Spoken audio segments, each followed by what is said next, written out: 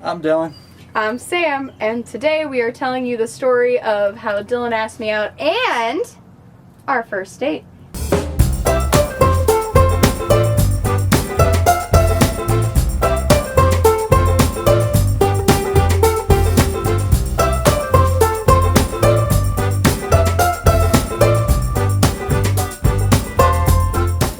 So, the day Dylan asked me out.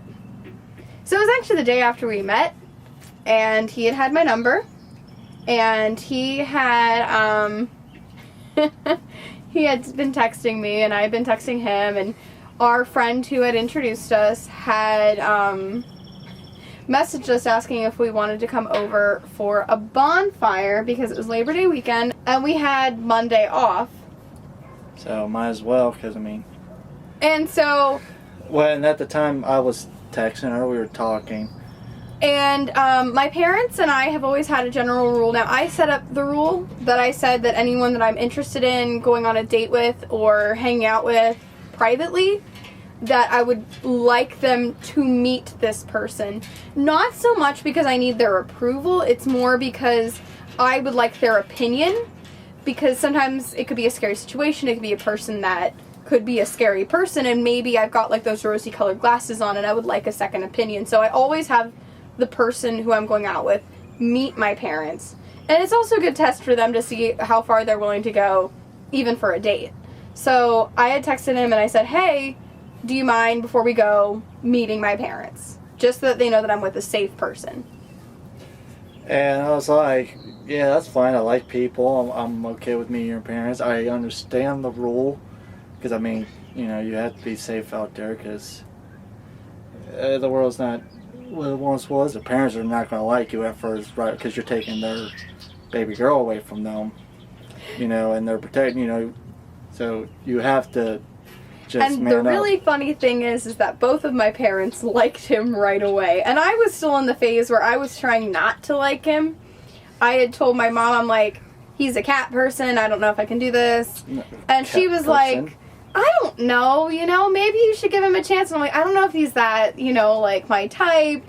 And he shows up, and my mom and dad, they meet him. He shakes my dad's hand, which was very nice, and he was genuine to them. And my mom texts me as soon as I get in the car with him and his friend, and she goes, what are you talking about? He's your type. He is your type to a T. What are you talking about?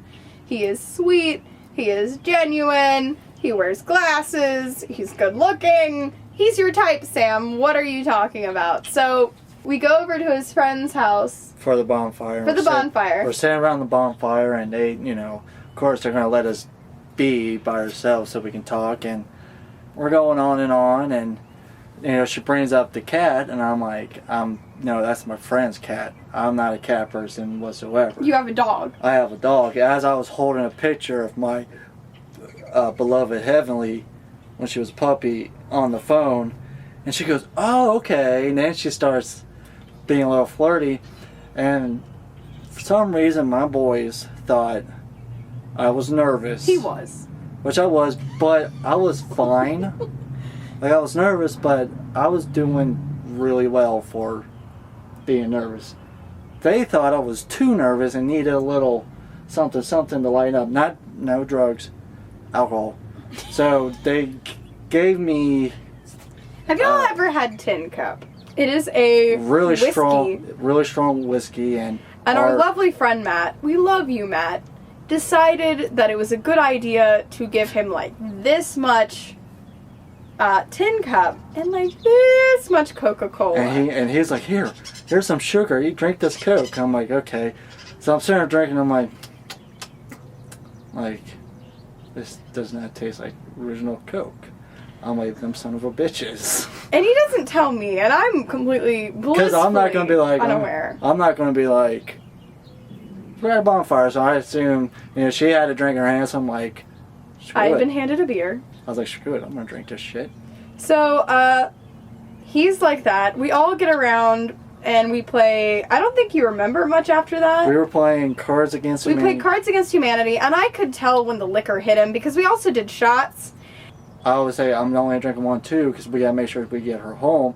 And I swear they try to pull a trick on me. They're trying to think that I didn't took the shot right away, so they kept refilling it. Be like, oh, Yeah. dude, that's still your first shot. They were really screwing with you, and what I thought was funny is we're sitting around this table and we're all playing Cards Against Humanity, and he starts talking like we're a couple, and I was like, I met you yesterday, and he's like, yeah, me and you are like really into each other, and I really think you're great. Because apparently I sound like a frat. That was what you sounded like. I sound like a frat boy. You sounded like that. He was very drunk. So he's told me several times that I had gone out to speak with his friend, and apparently he was sitting there and they were, the three of them, having a conversation. He goes, should I kiss her? I kind of want to kiss her. She's really, really hot. and they were like, dude, you met her yesterday. I don't know if she's that type of girl who will kiss you, and you're drunk. That's their fault for getting me drunk. And Dylan was like, okay, I won't kiss her. I'm not gonna kiss her. And he goes out, and of course I wasn't gonna kiss him because I knew I met him yesterday, and so he had never seen me sober, and I'd never seen you sober. You finished up right there, because now I all I remember was walking out of the house to go give you a hug. So we leave the house, and his friend's about to drive me home, and Dylan looks at me straight in the eye, and he goes, you, me, date, Friday,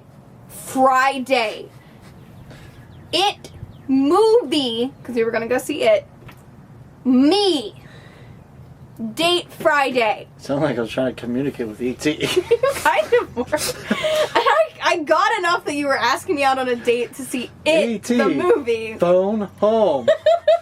I understood enough that he was asking me out to see the movie It that Friday, and I told him yes because I was like, I like him. He's my type. He's cute. He's adorable when he's drunk. So she said yes, I guess. Apparently, yeah. So I wake up the next morning, and I am so embarrassed. I'm so flipping out. I looked at my friends and I went off on them. I'm like, you son of a bitches. I was like, everything was going. They're like, dude, calm down. We were just loosening up. They were laughing their ass off because it was all planned. So I text her and I say, hey, I am so deeply sorry. That's not really me. The guys kind of spiked up my drink because they thought I was really nervous, which I wasn't. She goes, you were nervous. She's like, yeah, I know you were nervous, but you were so cute. And I was like, what did I say to you after that? I kiss you? Or like, no, I'm okay, thank God. Like, you sorry. just asked me out on a date. I was like, I do want to kiss you because you are gorgeous, but not right now, like on a perfect date. So then she said, yeah, you asked me on a date to see the It movie on Friday. And I'm like, yeah, I really want to see it because I'm into horror films. She's like, so am I. I really like, and plus, you know, I'm in school for film to make movies and that, and I always I'm doing so well now. I'm always doing a fan of Steven Spielberg. I'm like, well, and gentlemen, like, not drunk Dylan, but gentleman Dylan. I was like, would you like to go see it with me? She goes, yes. Fast forwarding to Friday. So we haven't seen each other since that Sunday, Monday, and I was really excited for this date. I actually had a nightmare the night before that he stood me up because I was so excited. I went to 2 different stores to pick out a shirt to wear on this date. I was so nervous, and I was like, I really like him. He likes horror movies. He's funny. He's cute. He's really like, he's my type, and I'm excited about this. And it was probably the first time I've actually been excited for a first date in a very long time. I was late. He was late, and he gave me a heart attack. But I told her why, which, guys, if you're going to be late on a first date, or anybody be late on a date, please inform your date. Don't just let them think that you're digital. Please inform them, which I did. I said, hey, I'm gonna be a couple minutes late, which I was honest. I said, I lived with my grandma at the time, so I was taking care of her, and she knew it was my first day. She knew I was head over heels for her. She goes, she has a nicer car than I do. So she said, if you take me to Aunt Rita's camp, I'll let you use the car. Plus, Aunt Rita wanted to see me before the date because she was all happy for me. So I was like, okay. So I texted her and let her know And she calmed down. She's like, oh, okay, I thought you were stewing me up because I had a bad dream. I'm like, no. Oh, no, I didn't tell you about the bad dream. Well, you told me afterwards. I told you, recently. So, I was like, yeah, I'm going to be from I was like, her campus in North Dearborn, which is close to us now. And she's like, oh, that's not really that far. Take the expressway. I'm like, cool. So I did. And I got there just enough in time for us to go get dinner. And he picks me up. And I had my outfit picked out, and I was really, really excited about it. And he was very much a gentleman. I opened the door. He opened the car door for me. He wanted me to listen to what music I wanted to on the ride over. And then we get to our first date, and he took me to a Chinese buffet, which, yes, it's not fancy, ladies and gentlemen, but can I tell you I'm a slut for Chinese buffet. Every single first date I've ever been on, I always ask the person I'm on a date with, what do you want to be when you grow up? And a lot of times I get a lot of answers like, well, I don't know, or I want to be a policeman, or I want to go to the moon, or all this just, for me, just like it's superficial, like. But I always ask because I'm like, what do you see yourself in the future doing without actually saying that? What do you want to be when you grow up? And Dylan gave me the most profound answer I had ever heard on a first date. He looks at me and he says, I don't know if I care what I do career-wise. I just want to be a husband and a father someday because that's what matters to me. And it was then I knew I was going to marry him. So my grandfather raised me when I was little. And he was the biggest father figure I ever had in my life. Rest his soul. And I just growing up with him throughout my whole life and how he took care of everybody and how he didn't really care what he did as long as he had the two most greatest things ever, which was my grandma and all of his kids and grandkids and his whole family. So to me, that was the biggest thing, someone could ever be. And he was really happy. He was just happy because he had those two things. I mean, we didn't have a lot of money. We didn't win the lottery. We weren't rich. He was just happy just to have those two things. And just looking at that, it made me realize I don't need a lot just to be happy. I don't need money to be happy. So those were the only two things I needed. And my answer always has been, well, I don't care what I do, I want to be a wife and a mom. And I think that was why I realized you were the person I was going to marry, was not so much that you had the correct answer, but that it was similar to mine. And when she told me that, I'm like, all the dates I've been with girls, I never heard that before. So it was nice. And then we went to go, after our dinner, I paid for it, which is a gentlemanly thing to do. Which, guys, you always pay on the first date.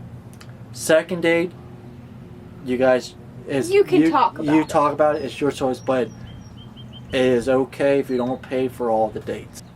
And like I said, future dates, you guys work together. Maybe just go half and half, which we did for a while. Yeah, we did. Because I think the first several dates you paid for. Yeah, because I took you to Dave & Buster's and I paid that. And yeah. Well, the third day was Kings Island. Yeah, which you paid to get in, but I have a pass. Yeah. Anyway, we're getting off topic. So we had a great time at the Chinese food place. I asked him what his favorite Star Wars movie is, which happens to be the same favorite Star Wars movie of mine, which is Return of the Jedi. And I don't really remember much else. I remember eating and really enjoying the food. And then we went to see it. And I think he expected me to be more scared and to kind of jump in his lap. And it was really more the opposite, really. He was more like, oh, I need to be held. I'm so scared. Will you hold me? And I was like, I wasn't doing that. You're just trying to cuddle me. I was like, oh, I'm so scared. And I was not. And I think he was a little thrown off that I laughed. I'm so scared. There's a killer clown. But the makeup and the button nose. Tim Curry. What's Tim Curry? Wasn't Tim in it? Curry. Tim Curry's in the original, not the remake. Anyway, Popcorn! He did buy me popcorn. Yeah, I did. And I bought me candy. It was, oh my god. I was He like- was going all I out. was like, someone's gonna die. Someone's gonna die. Is these little kids gonna die? I don't Oh. think he was expecting me to laugh as much as I did because that's what I do at horror films. I So laugh. It was quiet. You know, it was a serious scene. Like someone was gonna obviously die. We know this. Someone was gonna die, and it was all quiet. And it was like, oh, and all of a sudden, all you hear was him going. And I'm sitting there just like, the hell? Was there a freaking crow back here somewhere? Yeah. And she goes, oh, that's just my laugh. And I go, okay. She goes, you're not embarrassed? I'm like, I can't sing. So that happened, and the movie was fun. And then we were driving back to my house for him to drop me off, and we get there, and I go, I wish it didn't have to end. And he goes, well, it doesn't have to. I was like, it was midnight, and I'm like, I do know there's a bowling alley. Bowling alleys we can go bowl. And so she's like, okay, yeah. I'm like, all right, because literally that was the only thing that were open still, because bowling alleys didn't close to like 1:30. And we really weren't trying to drink. We wanted to get to know each other. Yeah, so we didn't. Sober. So we went to Harrison Bowl, and we were bowling about like 2 frames because we didn't want to stay out too late. And the sweet lady who was working there, she saw we were on a date. We were the only ones in the bowling alley. And she goes, okay, well, I'm gonna go outside for a smoke. But she proceeds to turn off all the lights and turns on a romantic song for him to ask me, middle of bowling, if I'd like to dance. And as y'all know, I'm a dancer and I won't turn that down. And he proceeds to know a full waltzes with me. And if y'all have ever watched Beauty and the Beast, you know how like, and I mean the remake, not the original, where he picks her up with one arm and spins her around. He proceeds to do that to me. He picks me up with one arm, spins me around, and then dips me. And of course, I'm like, oh. So you got, yep, everyone knows what that means. I dip her and I went in for the kill. And he kissed me, and it was fabulous, and sparks flew, and it obviously worked. I don't know who won that bowling range. I I don't know who won the last lane because I if think it makes you feel any better, I don't even remember bowling. yeah. So I dropped her back home and I didn't speed. He didn't speed. He I dropped me raced back home to my grandma and I'm like, Grandma! And she was sleeping. She was like, God damn it, Dylan, I was asleep. I'm like, listen, old lady, let me tell you. Oh my God, you didn't say it to her like that. I was like, you and she better- was at Rita's camp. I was like, you better listen here. Did you call her or something? Yeah, I did. I was like, you better listen here. I don't care what time it is. You listen to me. No, I'm just kidding. I'm sorry, Grandma. I love you. No, but he did call his grandma, and he called. Didn't you call your mom? I called everybody, babe. I called Uncle Greg and Terry. He was telling everybody, I had the greatest first date. And Well, I called Aunt Terry and Uncle Greg the next morning, and Terry answers. She goes, "Did you do it? Did you do it?" Because when I first love met her. you, I texted him. I'm like, I met the girl. She's like, "Did you do it?" And I was like, Aunt Terry, I did it. I even kissed her and danced with her. And all I heard went back was, "Yes!" And Uncle Greg's like, "What's going on?" Oh my gosh, and I came home and I told my mom, and she was like, you got it bad, don't you? And I was like, yeah, I got it bad. And it was through the next couple of dates that I really knew that I was never going to date anybody else. But that is for another time. So coming up, we will tell you how I actually beat my girlfriend. How he asked me to be his girlfriend. Hopefully, by the time this is out, we're not in quarantine anymore. I am kind of tired of you. I'm tired of you. Don't cheat. Obviously, I'm sick of your face. Kiss me again, you big boy. See you guys. Bye.